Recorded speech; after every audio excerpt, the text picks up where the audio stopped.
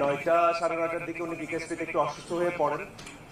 ওই অবস্থায় ওনাকে এখানে নিয়ে আসা হয়। যখন এখানে নিয়ে আসা হয় ওনার চিকিৎসা শুরু হয়। পরবর্তীতে আসলে উনি আমরা চিন্তা করি যে আসলে ঢাকা নিয়ে যাওয়া যাবে কিনা। তো বিভিন্ন কারণে আসলে ঢাকা নিয়ে যাওয়া যায়নি, সেই ডিটেলস আসলে প্রয়োজনীয়। পরবর্তীতে ওনার অবস্থাটা বেশ ক্রিটিক্যাল হয়ে যায়। এই ক্রিটিক্যাল কন্ডিশনেই আমাদের কাছে আবার আসেন এবং ওনার ওই ক্রিটিক্যাল কন্ডিশন থেকে যতগুলো চিকিৎসা প্রয়োজন সবকিছু করা হয়েছে এবং আল্লাহর রহমতে যে কন্ডিশনটা আসলে অনুকূলে আছে এবং ওনাকে একটা আমরা বলি যে ওনার একটা হার্ট অ্যাটাক হয়েছে।